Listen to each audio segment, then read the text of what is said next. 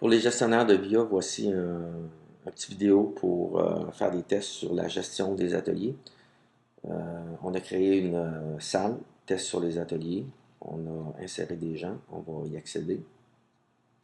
Donc, on a inséré des membres et on a aussi invité une personne qui s'appelle Philippe.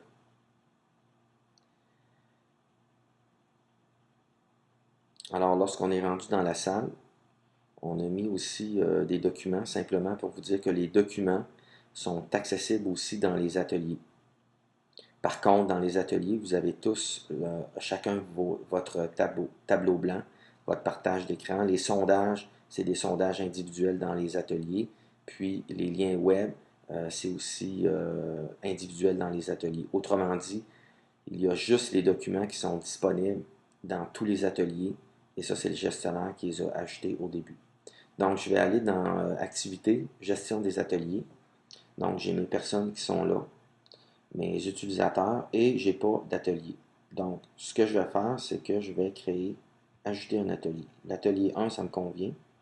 Un autre atelier, l'atelier 2, ça me convient. Je décide de prendre cet utilisateur-là, de la mettre dans l'atelier 1. Même chose pour celui-là, celui-là, celui-là, je l'envoie dans l'atelier 2. Je pourrais prendre celle-ci, la remettre dans l'atelier 2. Donc, voici, c'est fait. Je vais faire sauvegarder.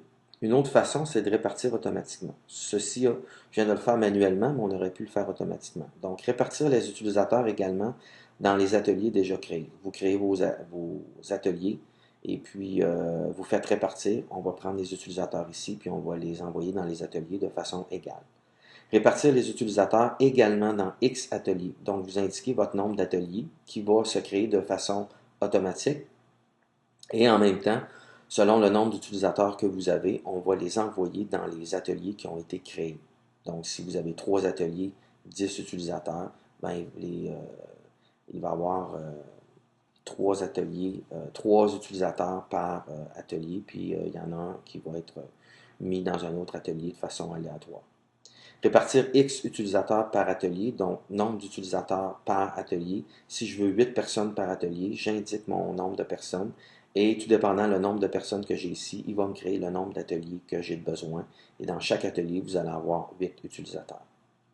Donc, nous, on ne procède pas comme ça, on va y aller de façon manuelle. J'ai fait sauvegarder et on va fermer parce qu'on va activer tantôt quand les utilisateurs vont se brancher. Donc, disons qu'il y en a un qui arrive.